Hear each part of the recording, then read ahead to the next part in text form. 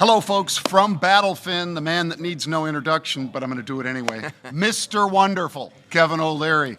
Kev, you're keynoting about DeFi and so forth here at the Battlefin conference. Part of it's crypto, part of it's obviously equities and so forth, but it's all about data. Yeah. And I know you love cash flow and data. Right. So tell me what you're going to tell the audience today about DeFi and FTX and the exciting things you're working on right now. I look at the world through the perspective of institutions, because I've always said when institutions start to allocate to any asset class, prices go up. And so the opportunity for the crypto community, the DeFi community, the centralized wallet community is to get institutions involved. So that starts with the granddaddy of it all, Bitcoin. And the narrative on Bitcoin still remains ESG-centric. Yep. And so, but the price corrections, 50% reduction in the price has got a lot of big people and institutions interested. Right. So it behooves the industry to solve for ESG.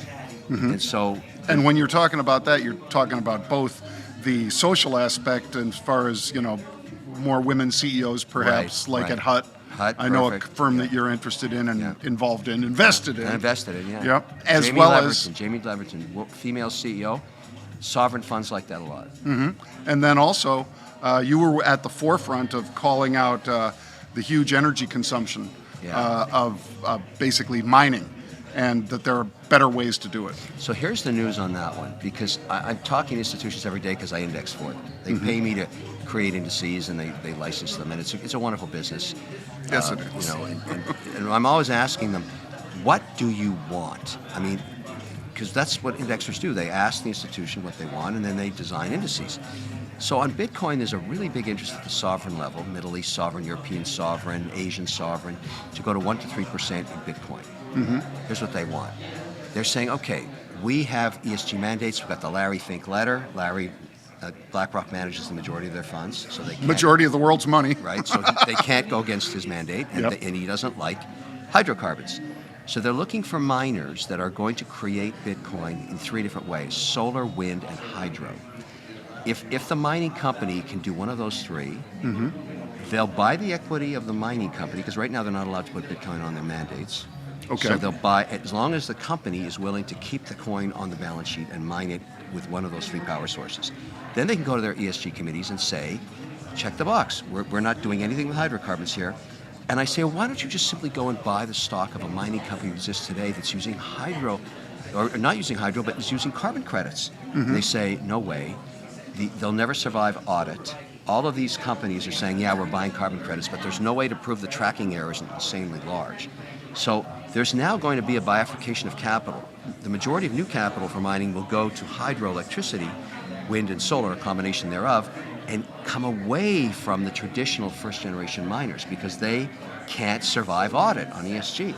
Now, this is going to be a literal shitstorm, as you can, excuse my French, but That's French. That is coming in a big way in this calendar year, because they're starting to allocate. There's 2 big $600 million projects right now.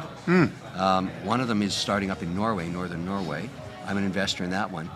The model there is that the company invested $20 million in their own power transforming system with a 3,000-person village. The heat off the stacks is for, they're setting up rookeries for fish to help them spawn, and hydroponics, and people in the village work at the miner.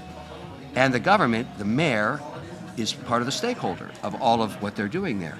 And so it's completely ESG compliant. And they've told the institutions that are funding it, every coin stays on the balance sheet of the company. We are your miner. There is no carbon here, my friends. All hydroelectricity. That's the new model.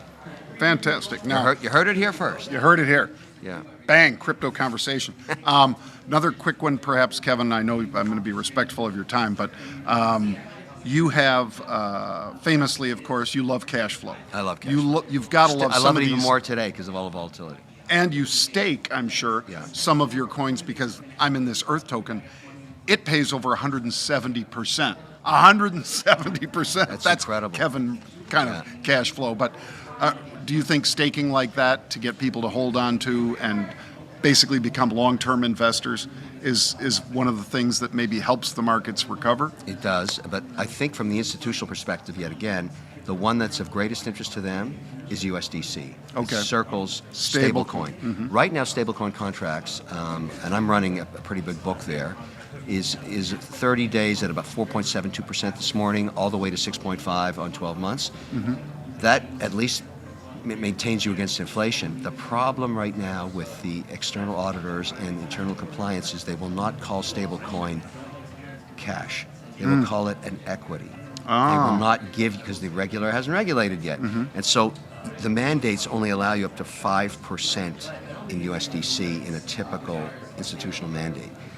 If they finally make Circle a bank, FDIC approved, Katie bar the doors in terms of how much capital will come into USDC. It'll be fabulous. Because it'll be treated as a mark-to-market cash item, a cash asset. Right now, it's an equity.